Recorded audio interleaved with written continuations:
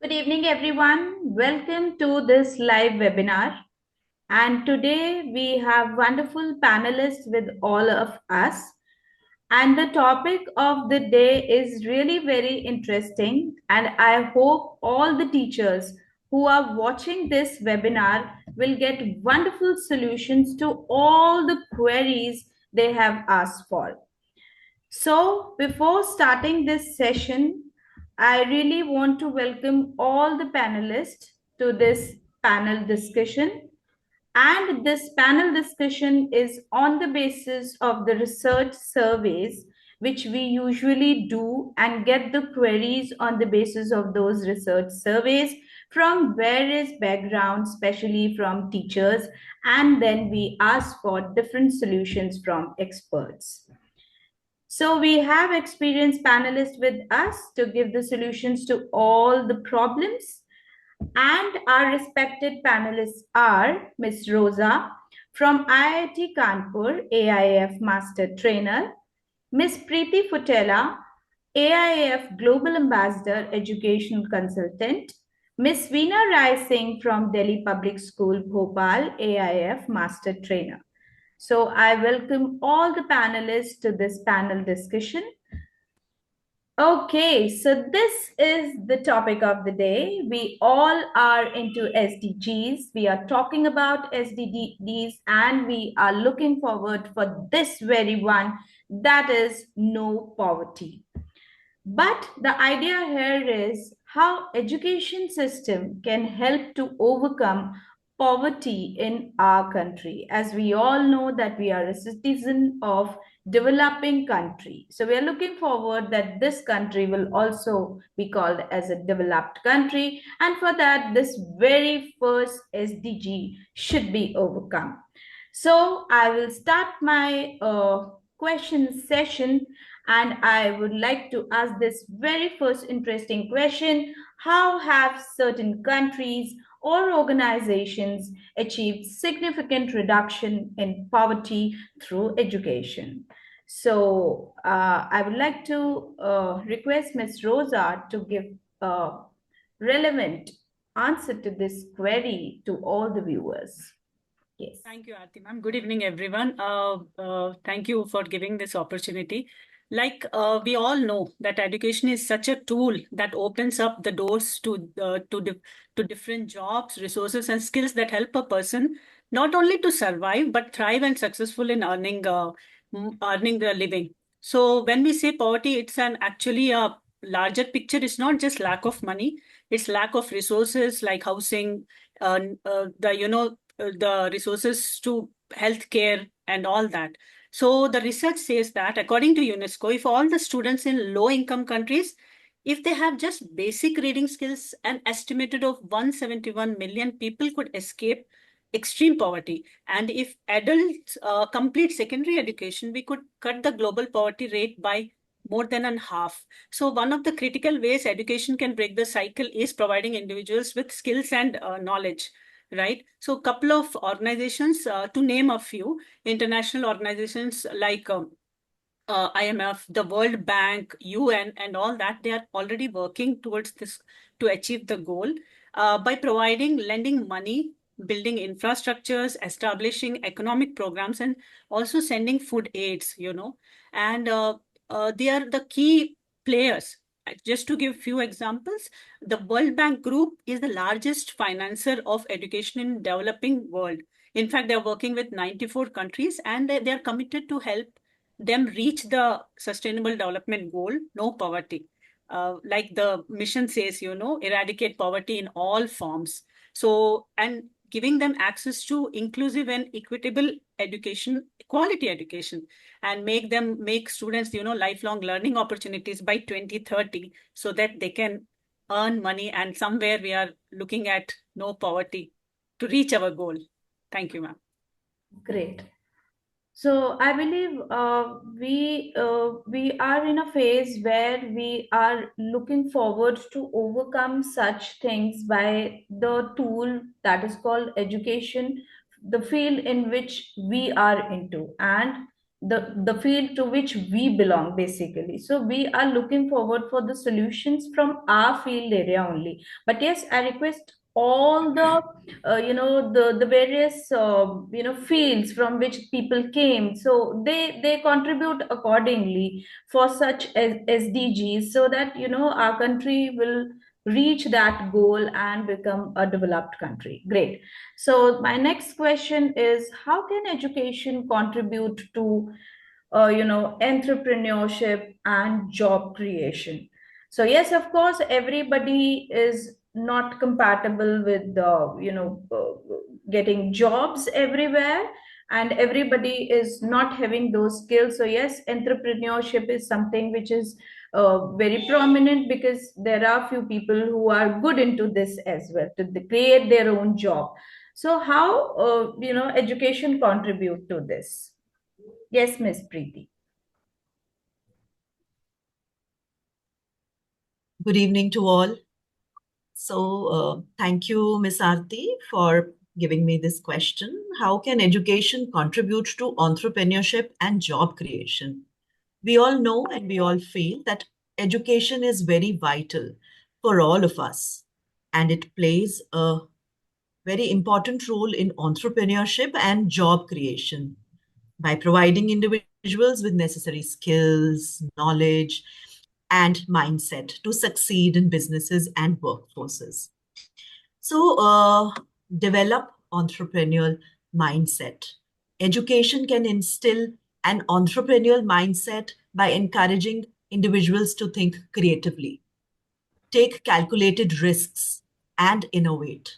Like in schools, we have the Inspire program, where the children are given an opportunity to showcase their skills. Then, with the coming of the design thinking subject that has come up in the schools, it is also a win-win situation for students, where the children are giving their own ideas, developing on their ideas, and coming out with such beautiful things. So we have seen in past 2 3 years, so many startups have begun in India. From where have these startups come? These startups have come from entrepreneurial mindset. And our government, CBSE, also Ministry of Education, they are all giving lot of chances to our children. And we as parents, as teachers, should explain our children to make the most of the opportunity and grab it. It also provides us with business skills such as finance, marketing, management. With the coming of vocational subjects, there are so many subjects that we feel, wow, it would should have been when we were little children. How beautifully we would have got it. Yes, right now also we have that entrepreneurship in us. That's why we are sitting here.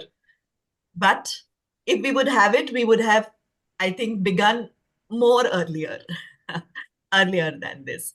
And education encourages innovation. As I said, innovation is something that the DT, the design thinking and innovation, is the subject only such.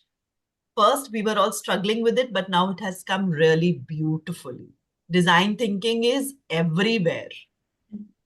When they go to the corporates also, what are they doing? They are taking their ideas from the customers. What does the customer want? And that idea, that design is being utilized.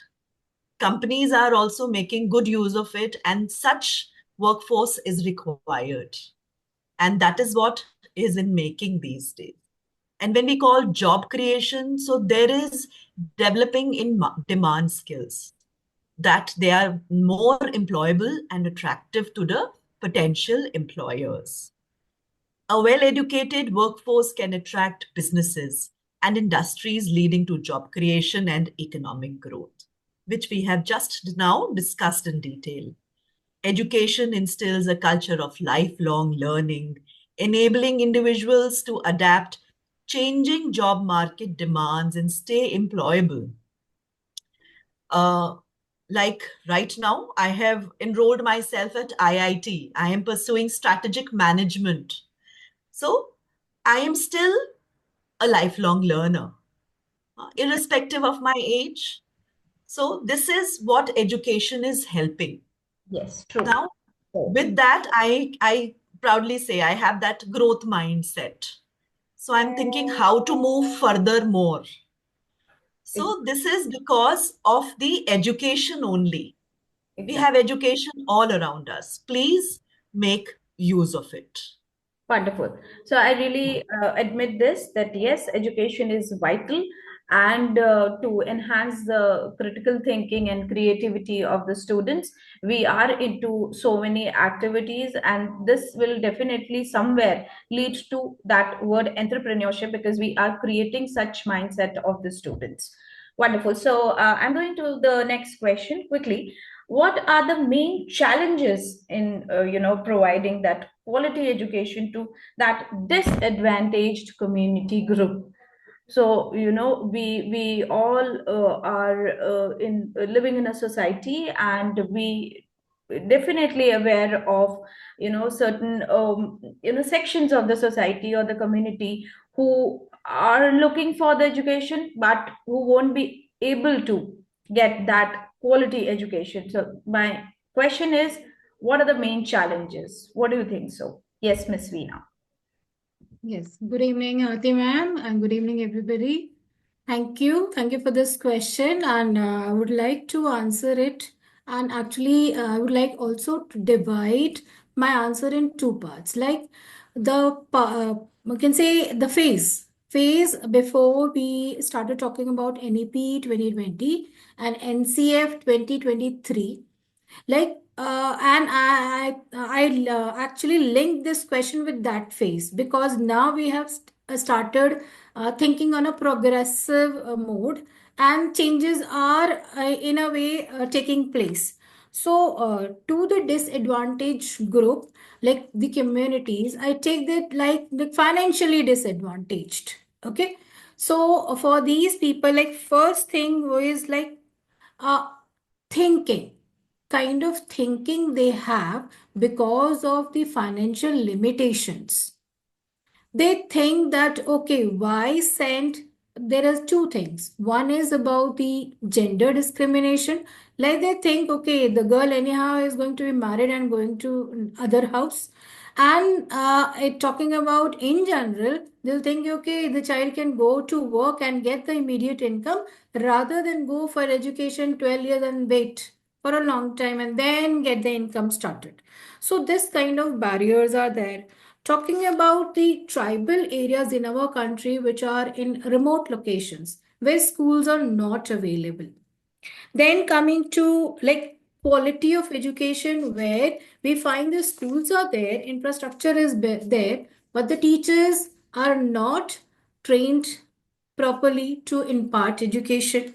Talking about the like technology is there, but these people do not have access to the technology. Talking about like if the low attendance is one of the problems in the schools because they're malnourished, health issues are there, and they will not go to school. So then like if the parents are not educated, they are not involved in the education of the child, they are not able to understand, they are not able to help in any ways in the education progress of the child. So these are the limitations or the challenges, the broader challenges which I have put forward. Now, talking about the like, these are the challenges mainly I feel which are there, which needs to be taken care. And one more, like taking back to what Preeti ma'am said, that entrepreneurship, which is very important and can take our society and our country to new standards. But the problem in our education is that we are making the children, or and you can say promoting more of rote learning than child going for entrepreneurship, or that is we link with risk taking.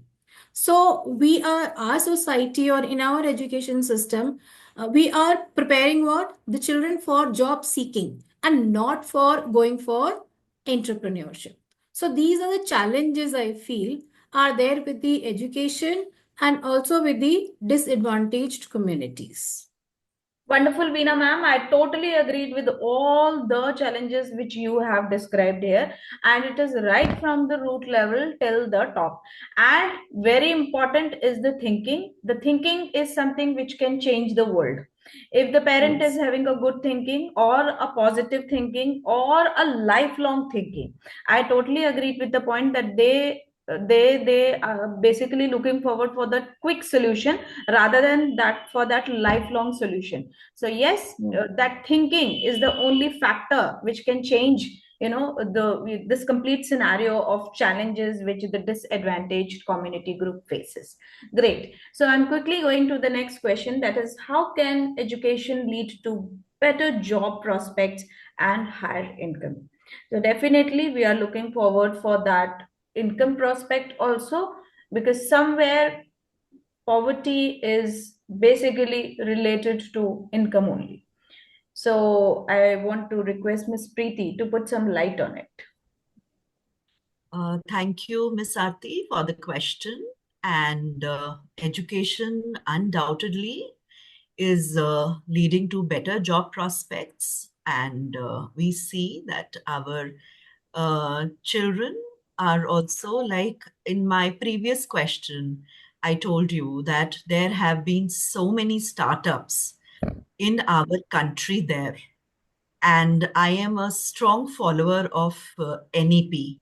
I am reading it so well and really want to know. And our uh, government is doing a lot, much in NEP 2020. When we look back to NEP 68 and NEP 1986, the Kothari Commission and 1986 NEP, there is a lot of change.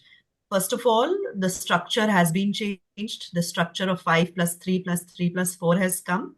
So they are looking after the children right from the pre-primary stage till the higher education. And they have gone back to our roots, our traditional, our gurukuls, where it was just the debate and discussion was the medium of education.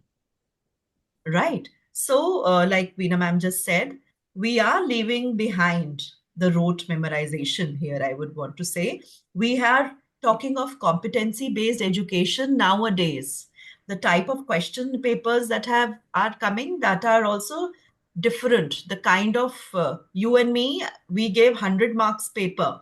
Now the paper has become just of 80 marks. 20 marks is given for their practical, and that 80 marks also, that also has so much of practical aspect in it.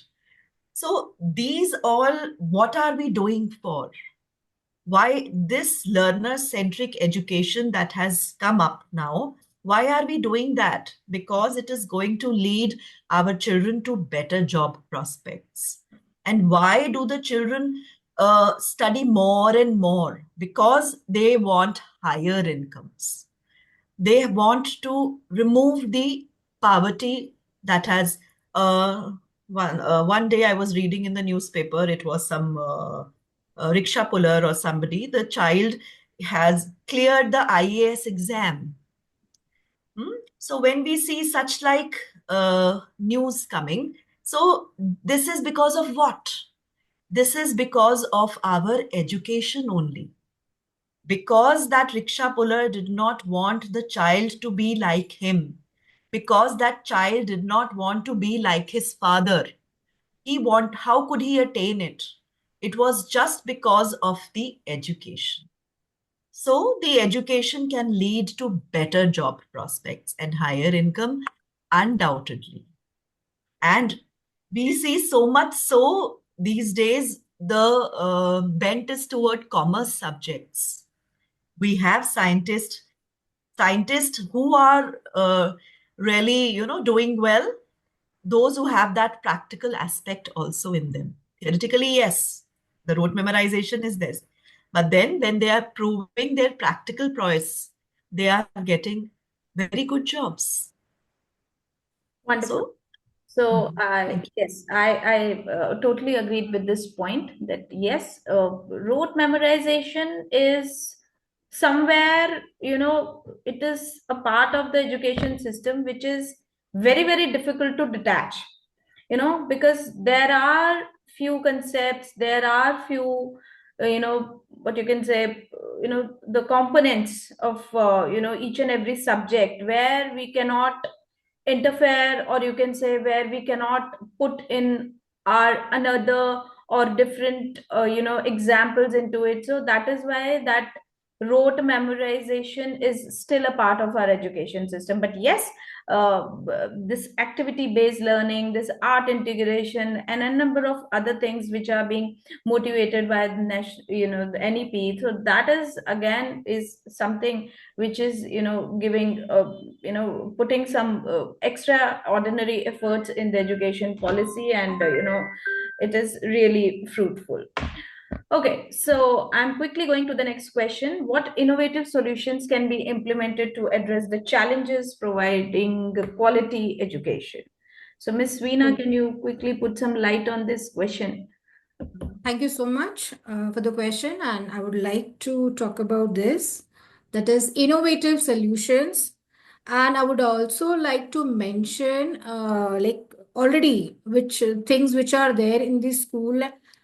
Like today, when this was done, that we are going to have a discussion on this. Actually, in I'm in school, and we have a different, I can say, section where we are taking care of really the disadvantaged students who are coming from the lower strata. So that has been taken care.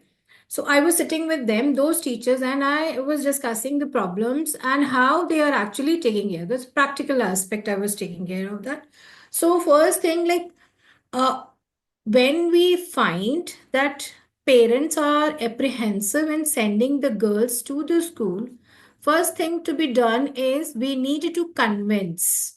We need to talk to the parents and convince them about the importance of education.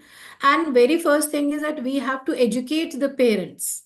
Educate the parents to educate the children educated. One thing. Second thing is, like, we are talking a lot about critical thinking and problem solving aspect. We say that whatever we are teaching right now is not going to be actually any kind of help for the students in future. Then what are we doing?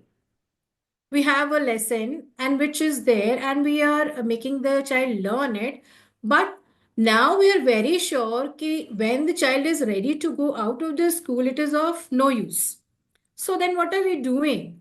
We have to ensure that we are actually, through these lessons, we are developing a kind of capabilities of the children, that is critical thinking, problem solving, that is going to help the students face the challenges in the future. So, some of the points which I have jotted down can be like, uh, it can be like when we say that remote areas are there and schools are not available, we can always plan and have mobile learning systems. Through, say, buses or vans, we make the books available to the children, and it is like children can read it and enhance their education, and it can be on a like regular basis that we provide them. Talking about like the areas where the electricity has not reached, and mind it, we have still in India areas where the electricity is not available. So for them, solar powered tablets can be made available, or the laptops can be made available. Digital libraries can be created where this can be taken up. Talking about like uh, partnerships with the NGOs, and like already government is doing with the NGOs. Like I would mention the work of Asimji Premji, talking about the Eklavya. Already they are into this. Then talking about like areas, very importantly, peer-led teaching, which NCF is also emphasizing, like student teaching student. which is more effective. So that can be done. Then we should have flexible learning models. Like we know there are some student during day they are going to work because the parent expect that way. So they can be taught in the evening. So we can always arrange a school which is actually like evening school. So the child is during the day working and evening time can go for the schools. So these are some of the ideas which I have jotted down. Uh, let's see Great. how does it come up. The solutions, creating the solution is a never ending process, which I personally, Right, because we are innovative minds, and we are in alpha generation. We are actually teaching alpha generation after right, 2010. So we are in an era where innovativeness is an endless process, and we keep on generating new solutions, thinking new, that thinking process, that critical thinking is giving us lot many solutions. But the idea is our initiative, so our initiative should be positive, so that we can come up with the innovative solutions. So thank you, ma'am, for wonderful solutions. Let's move on to the next one. What role can civil society organizations will play in promoting education as a tool for poverty reduction? So I personally feel that this is something which is really interesting, and I request Ms. Rosa to put some light on it.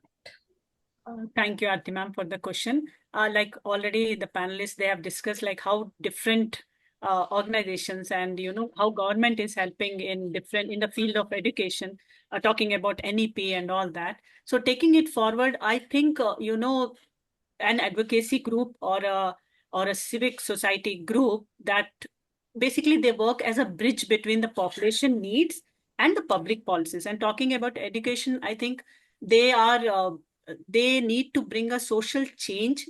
They need to come up with an agenda, especially in terms of poverty eradication, with the help of collaborative network. And when I say collaborative network, I think they have to take all the stakeholders of who are connected to education in a group. Basically, when I say stakeholders, they can working together with the school authorities and parents association. They can also work together with the students and youth organizations and teachers in a group. They actually take care of they shape education policies and they monitor programs related to education. So they help and also hold governments in terms of education, and they actually take care of, they keep a track of the progress, right? These organizations, so they accountable for the duty of to fulfill the right to education, whether there is access to the education, the children are getting the access to the education. Talking about the right to education, the RTE is happening properly in all the schools and all that. So that's the role they play. uh, Basically they keep a progress in terms of monetary upliftment of the individuals with the help of education, right? And that's what I think they play a major role as a bridge between this collaborative network. They form a collaborative network, and where one side it is government policies, another side it is school authorities. So how the work in collaboration is happening, taking everybody together. Thank you, ma'am. So this is something which is really interesting, that we are talking about an SDG, which is the very first one, and which is somewhere can easily overcome by the field in which we all are working together.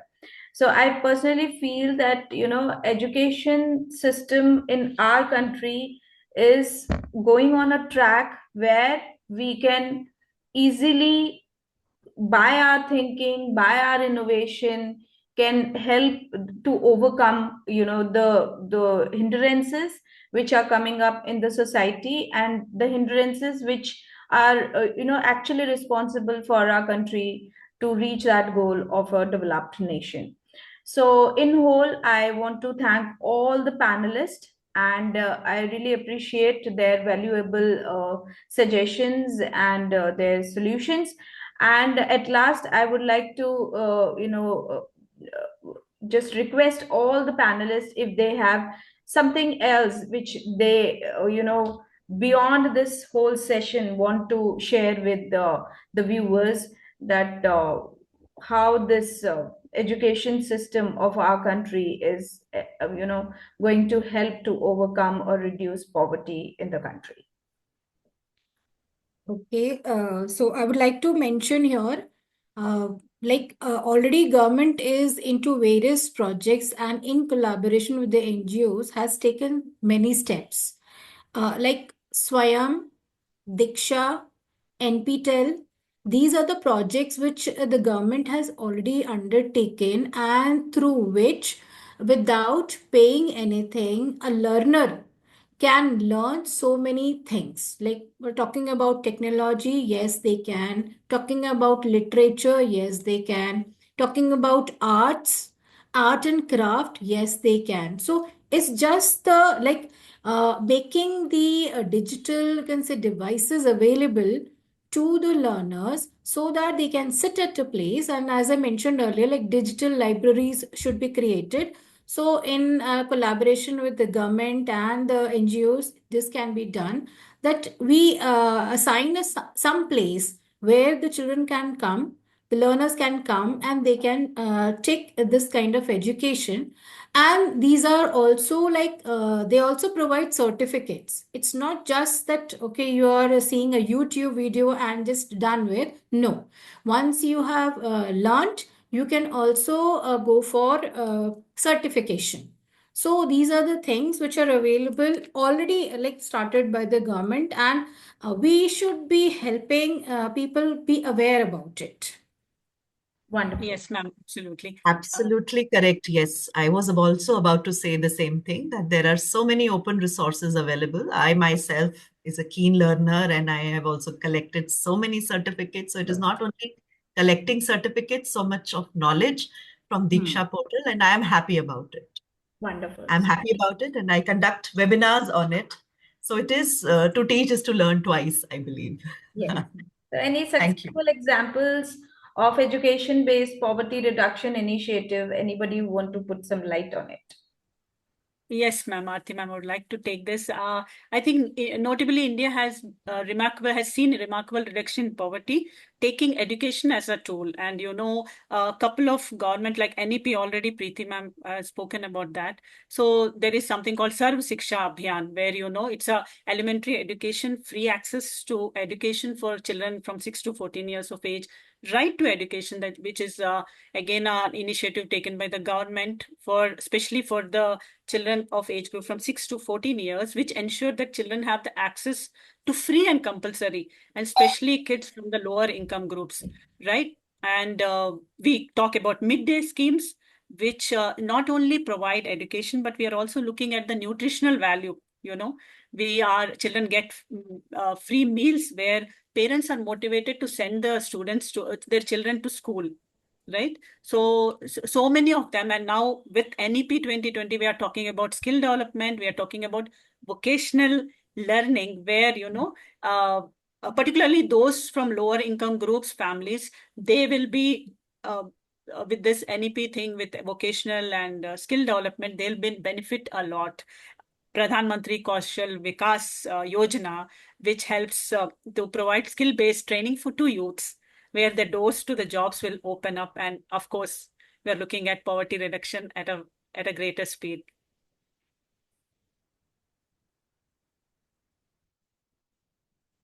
Great. So it is something which is very enlightening, and I hope these wonderful solutions and your views related to each and every query will definitely give some light to the viewers, and to think in that proper direction, because we all are here to discuss on the topics which are somewhere people are aware of it, but yes, they are still untouched. So we are talking about the thing where we really need a to step a milestone basically. So the thing is like that here we have discussed so many questions, and it will definitely.